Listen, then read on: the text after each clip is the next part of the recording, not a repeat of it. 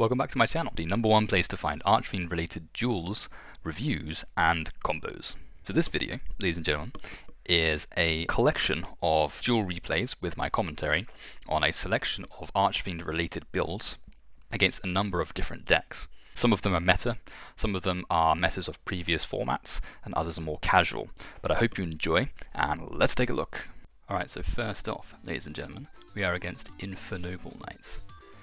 This is a type of Archfiend deck that has an unchained flair to it, so you get to see some of those plays. So as we can see, the opponent is going through their different combos and just going off of all the different plays. I haven't really been against Infernoble Knights very often, but every time I've been against them it hasn't actually been too bad, so I'm quite confident that I can win more often than not against them using an Archfiend type build.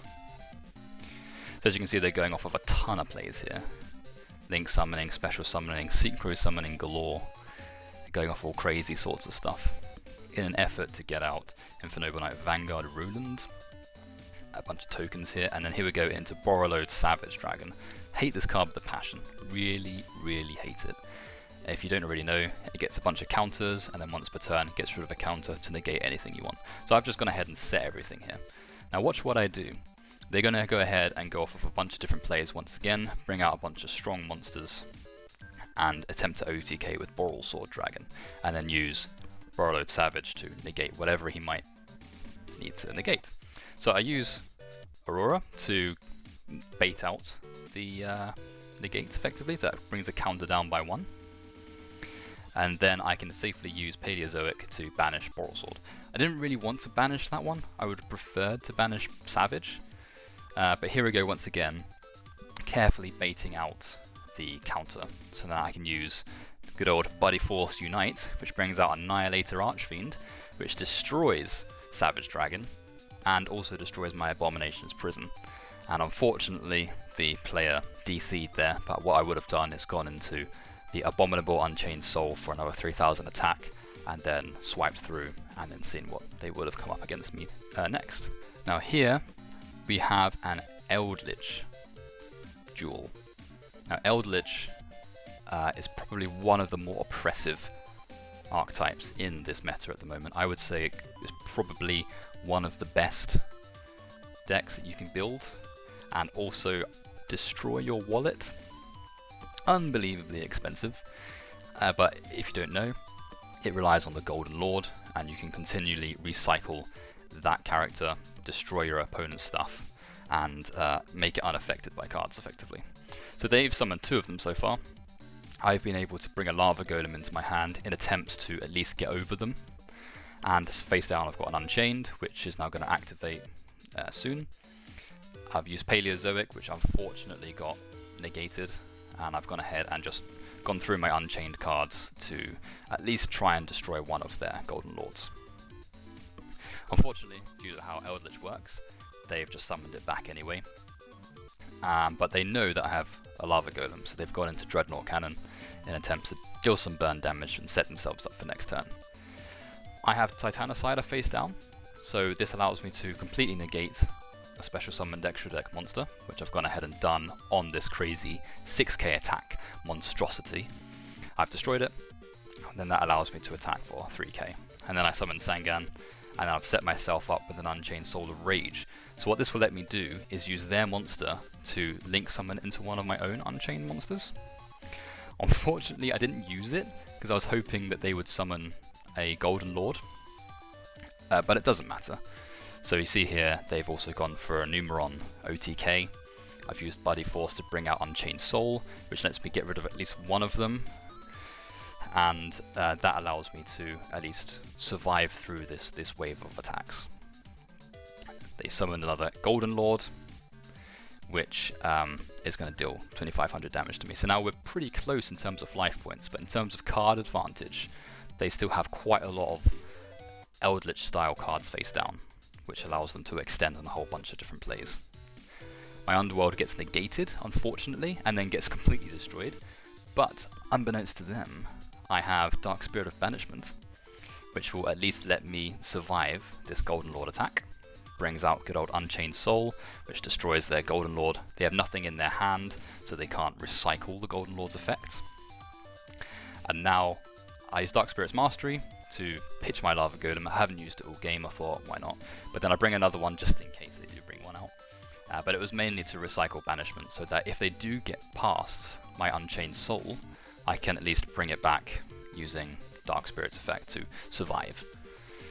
I brought back Titanicider simply because they've special summoned from the extra deck, and they've gone into Utopic Zexal, which to be honest is completely pointless because I can chain link 2 onto it, which will bring its attack to 0, and providing that they don't activate anything, I can swing through for game.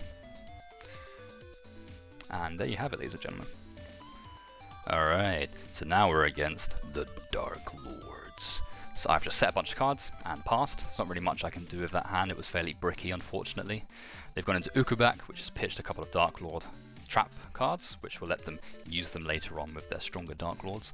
I've used Heiress to bring Call to my hand, and Twin Twisted their Eradicator viruses. Once again, I've set a bunch of stuff because my hand is just terrible. They've gone into Condemned Darklord, which lets them search for a Darklord card. I've activated Call, which will at least let me bring back a monster to defend myself with. And now that this is on the field, providing it doesn't get destroyed, I can summon a whole bunch of Archfiend type monsters that are very powerful. In particular, Archfiend Empress. So once that's on the field, I can pretty much survive a lot of plays, because it also allows me to always summon stronger type Archfiend monsters. So I've just OTK'd from that, and now it goes into game 2. And here we see there's a Foolish Burial, which goes into Rhino Warrior, and that allows me to get Skarm, which brings Tour Guide to my hand. And then I've set everything I've got. So Lair of Darkness, which lets your opponent tribute over your own monsters, which isn't fun. Summon Tour Guide, gain its effect. Unfortunately it gets sanctified here, but I still get to summon at least one of my cards. Heiress allows me to bring Emperor to my hand, and then I just still go into my Link play thanks to Monster Reborn. Cherubini, classic card for this deck, allows me to discard pretty much everything I need. Dark Factory of More Production is a fairly decent card advantage card for Archfiends. So I've gone ahead and pitched a few things here and there, including my Emperor. And because I've gotten rid of Emperor, I can bring a Dark Spirit card back. And now I've used High Rate Draw to recycle it by destroying Cherubini. And here we go, I've used Malice to bring out Archfiend Empress.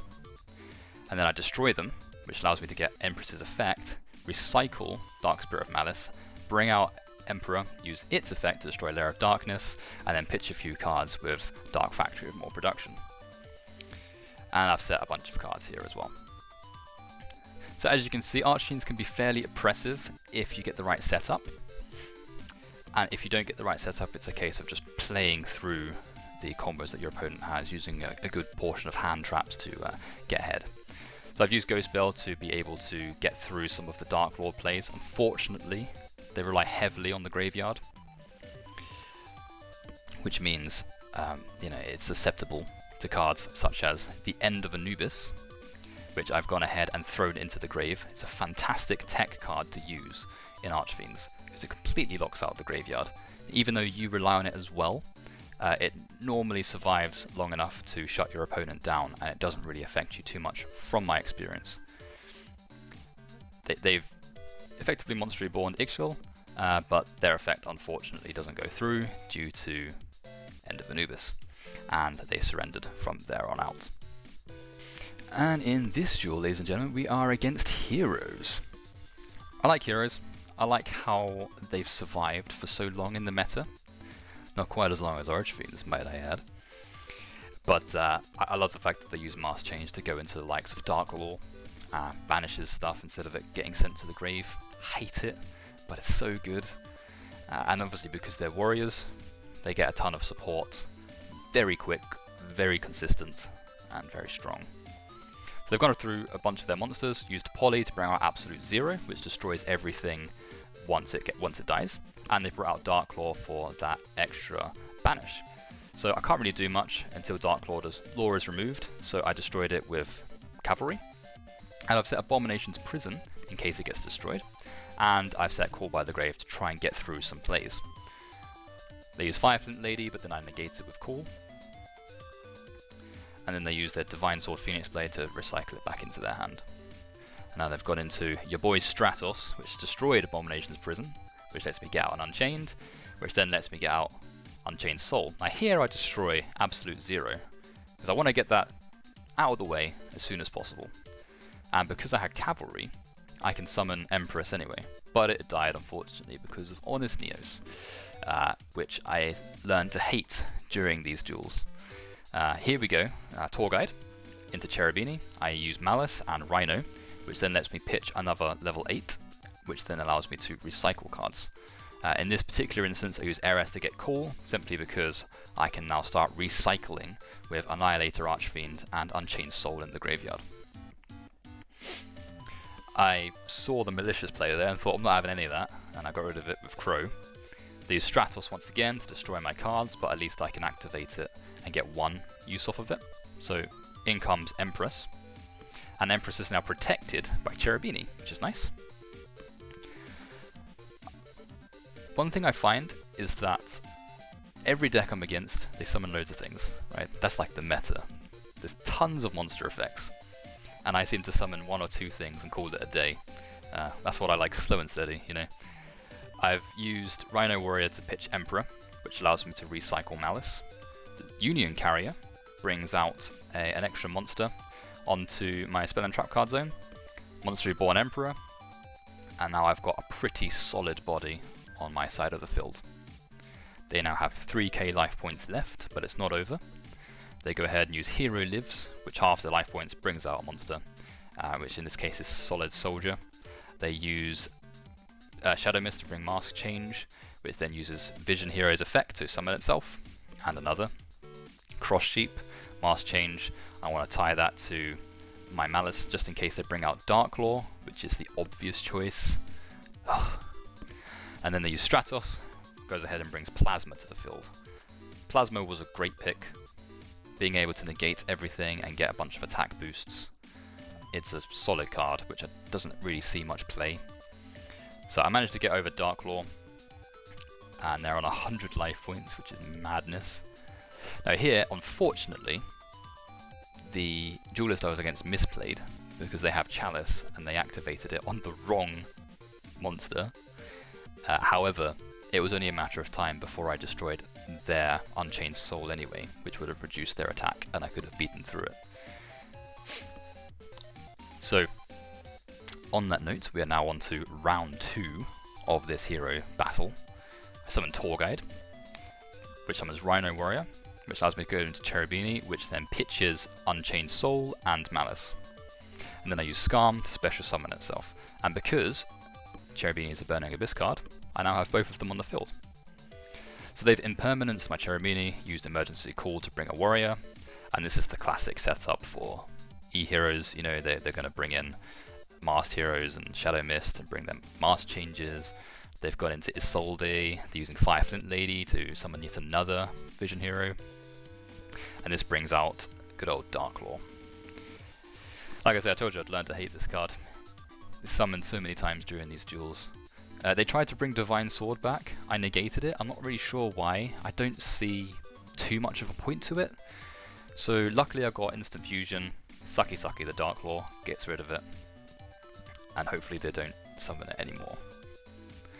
Right, they use Malicious to bring out yet another Malicious. Get rid of it with Vision Hero's effect to summon a bunch of other warriors.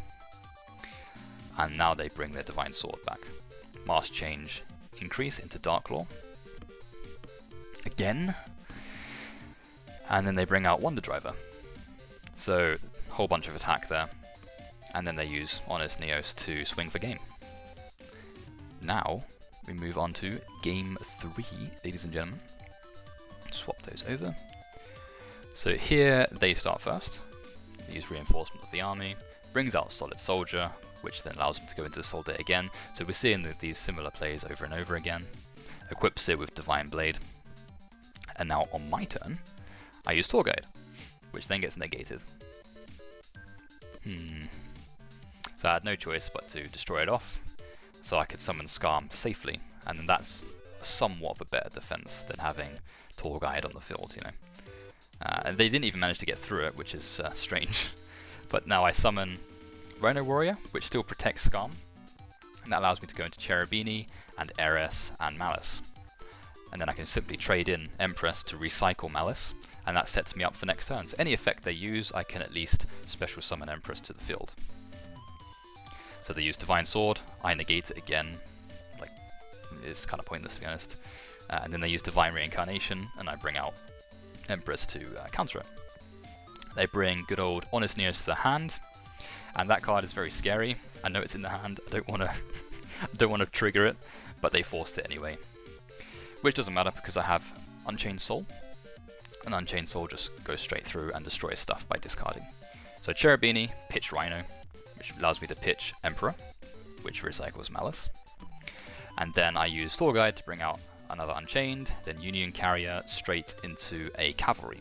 Now the interesting thing with Archfiends is that if Cavalry is in the spell and trap card zone and I destroy it, Cavalry still gets its effect, which then allows me to special summon an extra card from my graveyard. So I just Twin Twister both of those cards, get Cavalry's effect, bring out Empress, which protects me from here on out, and then I just swing for game. Well, I hope you enjoyed that episode.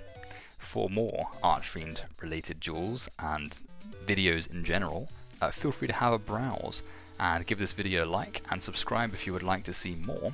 But until next time, I'll see you around.